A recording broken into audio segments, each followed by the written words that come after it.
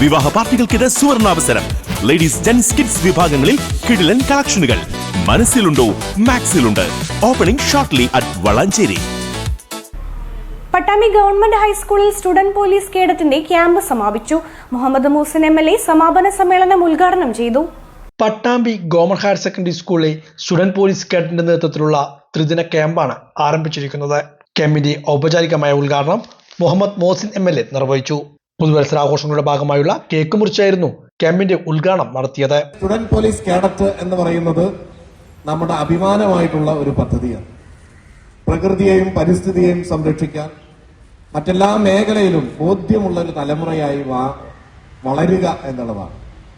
തീർച്ചയായിട്ടും ഞാൻ മനസ്സിലാക്കിയിടത്തോളം നാളിതുവരെ സ്റ്റുഡന്റ് പോലീസ് കേഡറ്റിൽ പ്രവർത്തിച്ച ആളുകൾ എല്ലാവരും പോലീസ് സേനയിലേക്കോ അല്ലെങ്കിൽ ആർമിയിലേക്കോ അങ്ങനെയുള്ളത് മാത്രമല്ല, അവർ ജീവിതത്തിലെ വിവിധ മേഖലകളിൽ മുന്നോട്ട് പോയിട്ടുണ്ട്. അതിൽ സയന്റിസ്റ്റ് ആയവരുണ്ട്, IT പ്രൊഫഷണൽ ആയിട്ടുള്ളവരുണ്ട്, അതിൽ ബിസിനസ് ചെയ്യുന്ന ആളുകളുണ്ട്. അങ്ങനെ ഈ പരിശീലനം കിട്ടിയതിനു ശേഷം പിന്നീട് അവർ പഠനത്തിന്റെ ഭാഗമായി വ്യത്യസ്ത മേഖലകൾ തിരഞ്ഞെടുത്തവരാണ്.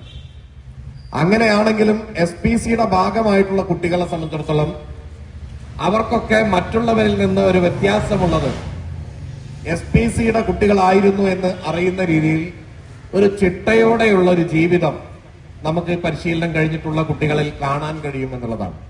ഇവിടെ ഇരിക്കുന്ന രക്ഷിതാക്കളുണ്ട്. ഭാവിയിൽ നിങ്ങളെ ഓർത്ത് അവർക്കൊക്കെ അഭിമാനമുണ്ടാവണം. അതിന് കഴിയുന്ന രീതിയിലുള്ള പ്രവർത്തനം നിങ്ങൾക്കുണ്ടാവട്ടെ എന്ന് ആശംസിക്കുകയാണ്. ഈ ക്യാമ്പ് ഏറ്റവും മനോഹരമായി നടക്കാൻ കഴിയട്ടെ. തീർച്ചയായിട്ടും എനിക്ക് ഓർമ്മ വരുന്നത് നമ്മുടെ പട്ടാമ്പി സ്കൂളില് SPC ആരംഭിക്കാൻ പ്രശാന്ത് മാഷ് അടക്കമുള്ള അന്നത്തെ HM-ഉം അതുപോലെ തന്നെ ഇവിടുത്തെ അധ്യാപകരും അന്നത്തെ പ്രിൻസിപ്പളും ഇവരെല്ലാവരും HM ഇവരെല്ലാവരും പ്രധാനമായും ഇവിടെ പരിപാടികൾക്ക് വരുമ്പോൾ SPC വേണം എന്ന് ആവശ്യപ്പെടുകയും.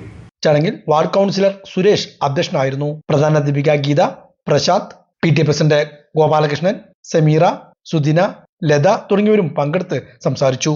3 ദിവസങ്ങളിലായി വിവിധ പ്രവർത്തനങ്ങളാണ് ക്യാമ്പിന്റെ ഭാഗമായി നടക്കുക.